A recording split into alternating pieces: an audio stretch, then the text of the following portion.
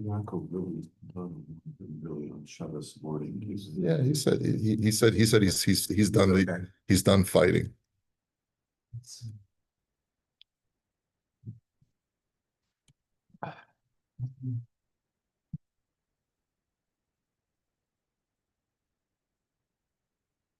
Okay, good morning. Good morning, Joby. Okay, so let's go. Hazman shebo chal chiyuv hatashlum lepoel o uman. When do you become liable to pay your workers? So we've learned this before. We've learned that we learned this extensively. I'm trying to think. I think we did it in Ohole Yaakov as well in the first volume.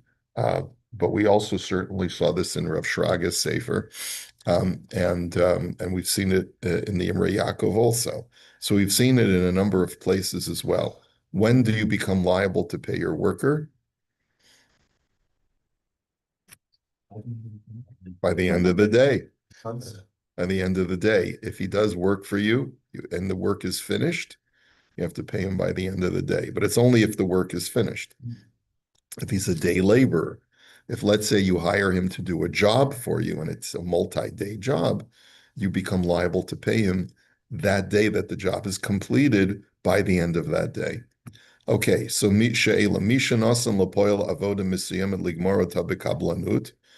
a person, I gave a person a certain specific job to complete. He's not a day laborer. He's what's called a kablan, which means payment is due when the job is finished. Or I gave, let's say, an object for him to fix or to dry clean or whatever. So the question is, when is the obligation to pay the worker for his efforts? Tshuva pol shaloka chalatzmo ligmor avoda misim chablonet shadzman misim misayim lasota. So he says, if a worker said he'd have a job finished by such and such a date, tzarich l'shalim l'pol et tashlum b'gemar hamalacha kidei shelo lavor al yisr baltolim. So you have to pay that worker when he completes the work and delivers on what he said he was going to do by the end of the day that he has completed the job, in order to avoid violating the prohibition of Baal Talin, of he shall not delay his payment, which is an Isser Deoraisa. V'chein hanosein le'uman kli l'takno bekablanut, chalalav achiv bishat hachzarat hachefetz. Similarly, payment is due when he gives you back the object that he was dry cleaning or fixing or whatever he did for you. Aval kol zman shelo hechziro, afal pi shegamro v'hodia lebal hachefetz eina over al isur. But if he hasn't delivered the merchandise yet, you don't become liable to pay, even if he informs you. Like, let's say he sends you an email saying, job completed, here's what to do. But he says, I'm going to be in your neighborhood next week. I'll drop off the item that I fixed for you next week. You don't become liable to pay him until next week when he delivers the goods. Umashe amarnu, v'chein hanotein le'uman kli l'takno shebischar kablonis yesh bo mishum baltolin. He says that which we said, that if you don't pay a kablan, a guy who you hire to do a specific job, you're going to violate baltolin. Kol ze davka keshahakli ha'beged shel balabayit v'natan le'uman l'takno. That's when you, in the case of where you give him an item to fix, right? It's your item, and you gave it to him, the garment or whatever it is, to fix it. So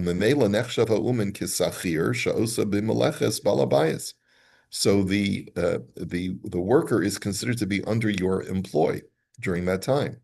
אבל כשאדם מבקש מהאומן לעשות לו איזה כלי מסוים או איזה חליפה וכולי, והאומן עושה את הכל משלו. But let's say I order someone to make a particular garment for me. So let's say, I call Ron Becker and I say, I want you to make a dress for my wife. And everything that Ron does for the dress is that he uses his material, his workmanship, and so forth. Ein balabayit over mishum baltolin kevin shehauman hu kamocher mamash v'lo kasachir. So when the garment is finished, If I don't pay him right away, I'm not in violation of Baal Tolin. That's the interesting part of this. He says, because in that situation, he's not under my employ. He's a merchant. He's selling me a dress. I just that so happens. Oh, Ron, you missed the most important part. You and me. It's part of the story. Because we're talking about the difference between a dress. If I give someone a dress to fix, then the person fixing my dress is under my employ. He's my employee. And therefore, as soon as the dress is deliverable, if I don't pay him upon taking delivery of the dress, by the end of that day, I'm in violation of Baal Tolin. I violated the Torah that says you must pay a worker on time. But if I order a dress from Becker Unlimited, or what's the name? Becker Fashions. Yeah. Yeah. But if I order a dress from Becker Fashions and you make the dress from your material, so it's not like I've given you a dress to fix, but I just tell you, well, this is what I want, then you're selling me a new dress. And so if I don't pay you right away, I'm not in violation of Baal Tolin. We can create whatever terms we like as long as they're agreed upon in advance. But didn't we learn if you take an item to the cleaners, you Yeah. don't have to pay for it until you pick it up? That's right, until you take delivery. But I thought you just said that if you have someone, alter your item, the clock starts as soon as it's ready. No, as soon as it's deliverable. Deliverable or Yeah. deliver. In other words, the person tells you either come and pick it up or I will drop it off to you. So you don't have to pay until you actually pick it up. Oh, okay. You don't have to. I just took a code in for cleaning. They want the money up front. I know. That's Well, huge. a worker anyone has a right to do that. They can say, I refuse to do the work unless you pay me in advance. You can stipulate whatever conditions you want, but in order to avoid being in violation of the Torah, right? If let's say the dry cleaner doesn't charge you in advance, or let's say you drop something off for alterations at the tailor, they usually don't require money cash in advance. So in that kind of situation, as soon as the tailor says that it'll be ready on Thursday, let's say I can't get there until the next Monday. Okay, so in that kind of situation, I'm not in violation of Right. Baal Tolin just because I didn't pick it up on Thursday. But if I pick it up on Monday and I don't have the cash and I say I'll pay you on Tuesday, I am in violation. I think I understood what the rabbi said at the of- outset, because I thought what was being said was that as soon as it's ready, then you're over it No, Okay. it's as soon as you take delivery. when you take the. So what really was the question? Like, you can't be over Baal Tolin. So what, I don't know. No, so the point is that it all depends on the merchandise. You're only over on Baal Tolin when a person is doing a job for you, right? On your item, or he's building, he's doing contracting work on your house. He's fixing something for you that belongs to you. So then he's a worker or he's working your field. In all of those cases, he's doing something for you and your property. So there you're going to be over in Baal Tolin. But what if I call a manufacturer and I say, I need 100 widgets delivered next week? Okay. So he's a merchant, he's not a worker.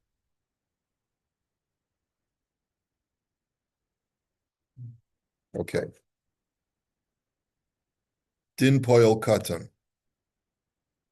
So this has to do with child labor, and I'm not really even sure why this is such a big issue. Ha'im katan yachol lahaskir atzmo kepoyel, v'ha'im b'schir katan dino kegadol le'inin b'yom etitain scharo v'lo talinu shar isurim keshu kovesh scharo shel katan. O katan ein dino kegadol be'inyan schar sachir. Can a child hire himself out as a worker? Maybe let's say a babysitter, right? And if a child does work for me, like he babysits for me, am I in violation of Baal Tolin if I don't pay him? Or do the laws of Baal Tolin not apply to a minor? So the answer is Yochel Hakatan Lahaskir Asmikapoil Kol Shigia Laonas Apuutos Mishum Kidei Chayev. Yes, a minor can. And it's important to know that in the times of the Gemara, minors were working already past the age of 6 or 7 years old. B'dinu shel katan sachir kedinu shel gadol b'tzarech l'shalom lo gemara avodaso. And the law, the halacha, does not treat a minor any differently. Once his work is finished, you owe him his wages. V'im icharo over belav mishum baltolin over al shar isurim kishuk over schar shel katan. And failure to pay a minor for his work is no better than failing to pay an adult. Mhm. So therefore, if let's say I hire my kid, I tell my 10-year-old grandson, wash my car, and I'll pay you $5. Okay? First of all, it's terrible chinuch if after he finishes, I tell him, kiddo, I don't have the money. I'll pay you when you come next time. It's terrible chinuch, and it's not a good idea. But more than that, I'm in violation of the Torah if I don't give him the $5 once he finishes the job. The question is because he's a minor, so you're not, the Chiyuv of Baal Tolin doesn't apply. You might have thought that the Chiyuv of Baal Tolin doesn't apply. So the lachein otam ha'anashim shemishtamshim bekatan be'eza avoda umavtichim lo eza davar ma, and therefore those people who utilize the services of a minor. Let's say, like even you want to get a kid to help set up for shalashudas, right? And you say to him, "Okay, I'll pay you later," right? But you tell him how much you're going to pay him. And if you fail to pay him on time, you're in violation of these isurim. This is a problem if you say, I'll pay you later, you don't specify a time. Well, the Torah specifies a time. You have to pay him that day. Yeah. Now, obviously, if it's Shabbos, you have until I guess the next day. You have all of Sunday to pay him. Yeah, slightly different question, but does a minor have trouble bringing action? If someone doesn't pay, can they take someone to the Beis Din? Yeah, I think the Beis Din will argue on behalf of the minor, because with the recognition that a minor may not have the cognition and the ability to defend himself properly. But yeah. Okay, so that seems to be fairly straightforward, right?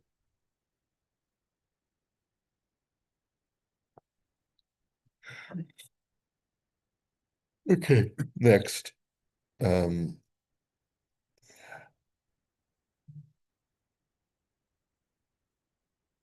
Okay, next. Al eza dvarim nitztavinu b'yom titein scharo. On okay, what kinds of things is there an obligation to pay on time? Sheila mitzvah saseh be'atar litein schar sacher bizmano. I know that I have to pay a worker on time. Kamosha kasuv b'yom titein scharo. B'yesh isra lav kol shelo nosein bizmano esatashlo. And there's a mitzvah lo saseh if I don't pay him on time. Kamosha kasuv lo talin pula sachir. Do not delay the wages of a worker. V'yesh lishol be'elu dvarim nosafim tzivs Torah al adam litain biyomo v'yesh al zeh lav shel bal talin v'im lokim al lav zeh shel bal talin. So, okay, so specify on which kinds of labor, I guess he's asking, is there this obligation, right? That you have both the mitzvahs aseh and the mitzvahs lo saseh, and do you get malchus if you fail to fulfill the mitzvah? So midin Torah yesh mitzvahs aseh litein schar sacher bismano beinim zeh schar adam shemagilo avor osu malacha she'asa ezel ha'mavid shelo. So it makes no difference whether the employee is working on the property of the employer. Uveinim zeh schar behema schar behema. Or if I'm renting an animal or some appliance, that also is under the rubric of Baal Talin, Beinim Zeh Kelim, or if I'm renting or utilizing the utensils or appliances of a person, that I always have to pay, let's say, a rental fee to use someone's appliances, or let's say his car. Yesh bazeh chiyuv l'shalem es haschar bizmano. I have an obligation to pay him on time. Kol shegomer hasocher es avodaso, v'chol shenigmer haschira shel behema vehakelim. He says whether it's the worker's completed his work or I've completed the period of rental of his property. Ein la'acher es hatashlum la'acher zmano. I'm not permitted to delay payment, mishum ha'aseh biyomo titein schoro, because there's a mitzvah saseh of you shall pay him on time. Umishum ha'isr lo tolen pulas sachiritcha ad boker, vein loken al lav zeh shar yesh chiyuv al haba'olim. And you don't get malchus for this kind of thing. Not that we administer malchus today anyway, but you wouldn't get malchus for such a prohibition because the mitzvahs aseh turns it into a financial obligation. Okay? Okay. So that's pretty straightforward. And now we go on. Baltalin rak biyom harishon o b'chol yom shenosav. So does the prohibition of baltalin continue every single day that I fail to pay him? Or am I only in violation once? Not that it's so relevant because, what are going to be the consequences? Right, you only get malchus, you only get punished once. Well, but so you're not getting at malchus anyway, but the question maybe it's a conceptual question of, if I've already, let's say, no, maybe there's a practical application too. I failed to pay him on the day that payment was due. All right, so it's for fallen, as we would say. So I'll wait another 2 days. What's the big deal? So maybe that's a consideration. So here's the shaila. Okay, balabayas omavid shelo shilem lisachir yom bizmano kagon sha'avru kama yomim velo shilem. So you have a balabayas, or an employer who didn't pay on time. So multiple days have passed. Am I only in violation the first day, or is it a compounding or constant violation? So the answer is balabayas mavish lo mishalim l'sachir yom bizmano over al halav baltalin dafka biyom rishon v'lo bishar hayamim shadayin lo shilim l'sachir. You're only in violation the very day that you fail to pay when payment is due. V'chein keshu schir laila ina over dafka kim bayom rishon. That it also, if the guy's working at night for you, right, you have until dawn to pay him if he finishes the job at night. But you have to give him that you have a constant obligation to continue to pay him immediately. Over Allah shel divrei shenemar al tomer la ra lecha la ra l'reacha lech v'shuv machar u'machar etein v'yesh itach. It's basically a pasuk in Mishlei that the rabbis say that they point to that to say that there's at least a rabbinic prohibition. Do not say to your friend, go and come back tomorrow and I'll pay you then. So, he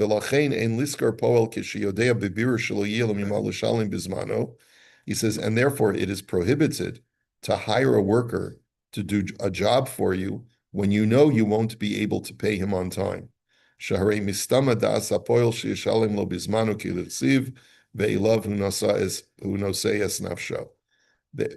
the assumption is when a worker goes to work for you that he's going to get payment right away. And as the Torah says, he's placing his life in your hands by working for you with the assumption that you're going to sustain him as soon as he finishes the job.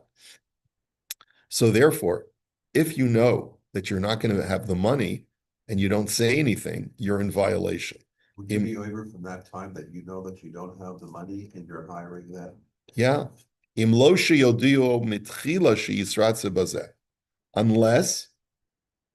when you hire him, you explicitly stipulate, I want to hire you to do this job for me. It's a time critical job, but I just want you to know that I won't be able to pay you until a week after the job is finished. Are you okay with that? Oh, or let's say there's already a convention in the place or in the industry that you're working in, that people pay on the day of the shuk, which means that everyone knows that it's only on Thursdays that people get paid. And today's Tuesday. So Shemizdami lahem mos, because usually people get paid on Thursdays. And so when the employer says, I won't have cash until Thursday, because that's when I get my money. V'lachein, sachir shemakir b'balabay she'en darko lios biyado mos ela biyom hashuk, ena over b'bal tolin, afilu yesh lo mos, v'afilu tavo b'boker rishon. And therefore, if a worker knows that his employer usually gets his cash flush on Thursdays, because that's when the employer gets his money, even if the employer has the ability to pay him on Tuesday when the job is finished, he's not in violation of Bal Tulin because it was implicit in the deal that the worker wasn't expecting payment until Thursday. But then on Thursday, if you don't pay him, then you're at least in violation of the rabbinic law. Okay? You may not be in violation of the biblical law because the biblical law is sort of bypassed, but you're still going to be in violation of the rabbinic law of al toma l'reach alech vashuv u'macharetein v'yeshitach, that don't tell a worker, come back tomorrow when you have the ability to pay him today. Okay.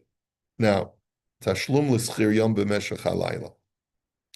Okay, schir yom shesim avodaso ve'en lo l'shalim miyad al b'meshach halayla yilo l'sham l'sachir. So let's say guy finishes the job. It's 5 in the afternoon. Still, it's 3 in the afternoon. Still light outside. I could still pay him. I'm obligated to pay him by sundown. Okay, but I can't. I don't have the money. And I tell him, I'm not going to get the money until 6 p.m. It's already going to be dark because it's in the middle of November. Okay, I'm not going to be able to pay you until 6 p.m. Okay, ha'imidin Torahu over alisser. So have I violated the Torah? Okay, Vin Shane, who wrote the dachoso yishalim lo likras halayla, ein kan isser mehatorah shel baltolin. So I basically, can I say that since I'm paying him that night after, I'm not in violation of Baal Tulin? So the answer is, Schir yom shesiyim avodaso ve'en lo l'shalem miyad b'gmar ha'avoda mehatorah yesh lo zman lebal mishalem lo b'meshech kol halayla. So really, if the employer doesn't have the money to pay him immediately upon the completion of the work, the Torah does give him that night as well. Vimlo nasno lo balabayas over kishala amud hashachar beiser baltolin pulasachir itcha ad boker. I think this is incorrect. I don't think he's telling us the correct information, because we did learn this halacha. If a guy finishes during the day, you got to pay him by the end of the day. If a guy finishes at the mamish, the very end of the day, so it's already sunset when he finishes, you have the whole night to pay him. I'm not sure where he gets this idea. We'll have to look at his notes for in just a second. V'sachir laila zmanu litno kol hayom. And if a guy works for you overnight, then you have the entire following day to pay him. V'im lo shilam lo kishigia halayla over be'erev mishum biyomo titein schara. And if you don't pay him, let's say he did a job overnight for you, you have the whole day to pay him. But if you don't pay him until after sunset, then you're over on Baal Tulin. Does bevada yom delacher hashkia hu bein hashmashos v'imlo paralo kodem hashkia al kol panim yira lifrolo kodem tzeisa kol chavim shimlo ken yavor az belava aseh. So therefore, if a guy's payment is due that day, you must pay him that day. Make sure you pay him before sunset, because otherwise you'll be over on the Isser. And if you didn't pay him at sunset, then surely you must pay him by Tzeisa Kol Chavim. Because maybe you could argue that between Shki and Tzeisa Kol Chavim is Safek Yom, Safek Laila. We're not sure if it's day or night, but certainly once nighttime has fallen, you're definitely in violation. So let's see. Winter when it's sunset is at 4 o'clock. Right. So it all depends when he finishes the job. If sunset is at 4 and the workday ends at 5, then clearly he's working into the night, and you don't have an obligation to pay him until dawn the next morning. But so let's see. Maybe I'm misremembering the halacha, but I don't think he's saying things correctly. The Mishnah says, "Sechir yom pol sheniskar lasos malacha b'meshech kol hayom b'siyei melachto be'erev gova kol halayla schir laila shesi melachto baboker gova kol oso hayom." So if he finishes the job, started working during the day, but he doesn't finish until the end of the day at night, so then I have the whole night to pay him. That's what the Mishnah says. If he worked for the entire night and he didn't finish until the beginning of the day, so then I don't have to pay him until the end of that day. So the Gemara over there says, Tana Rabbanan, Minayin nilmad l'schir yom shego v'scharo b'meshach kol halayla, Tamalomar lo talin pulasachir itcha ad boker. How do you know that if he worked into the night, you have the whole night to pay him? Because the Torah says, don't withhold his wages until the morning. And how do you know that a worker who worked throughout the entire night, you have the entire day to pay him? Pay him during that day and do not allow the sun to go down on him. L'chein pasku harishonim l'din zeh b'Rambam, etc., etc., etc. So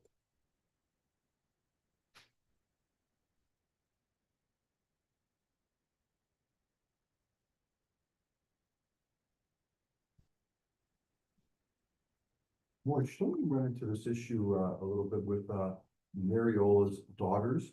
Yeah, she's a regular every Shabbos, right? But her daughters sometimes come, sometimes don't. So wouldn't they be like a boil, and they should be paid right away? Does it apply to a non-Jew? yeah, it does.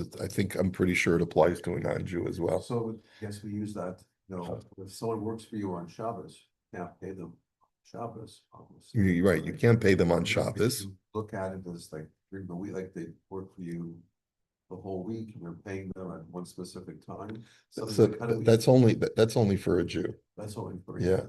But for a Gentile, if a Gentile does work for you, Well, it's arranged, obviously, we pay Yeah. them once a month. right? So is whatever the terms of the Right, employment they'll pay are. At the end of the gig, you don't pay them Yeah. it's once a month, they get paid. That's the arrangement, and that's accepted by. Yeah. So you just basically every month it's a different amount depending upon how many days they worked. The hours. Yeah. Okay, so his language was imprecise. Okay. He says,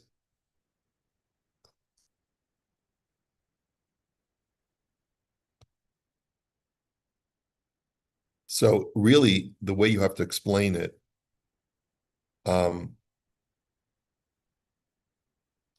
he worked the entire day until sunset. So therefore I have the entire following night to pay him. So he finished either at sunset or past sunset. I have the entire night to pay him. If he's working at night and he finished at dawn or after dawn, I have the entire day to pay him. Okay. I mean, does this halacha really stem from people that are working for you that don't have money and they need their money daily? That's the basis of it. That's the basis, because a person generally works hard and wants to get paid right away because he needs it. He needs it for his sustenance. Right.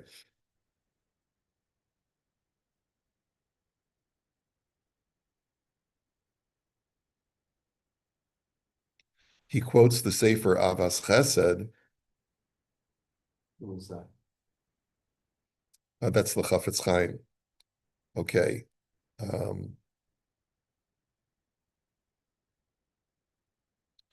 So what is the reason?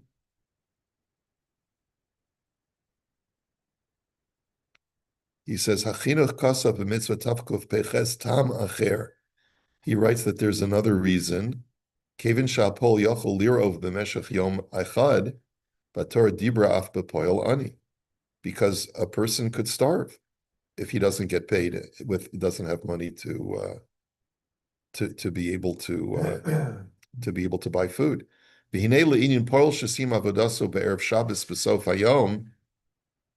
let's say a worker works for you on Friday. He's got to finish like an hour before sunset so that he can get home for Shabbos. So das hachinuch she'eno over al isur Torah sheken kosav sham v'asocher be'erev Shabbos v'nidche melifro aschar b'shvil Shabbos yesh ladun bazeh she'eno over od b'shal Torah hol v'idchi aval chayv medivrei mishum al tomer l'reach ha'ayin sham. Apparently, that so if he finishes his work mamish at the end of the day, so there's no time to really arrange for payment because Shabbos is coming, he says, the chinuch says you're not in violation because you don't have the ability to pay him because it's so close to Shabbos.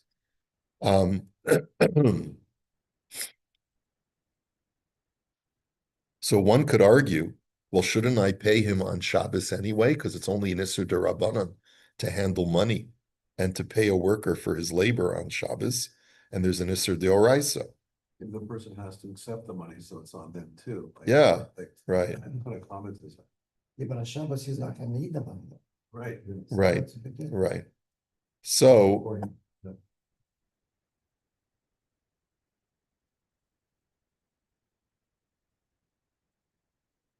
No, if they're not Jewish. the bottom line is,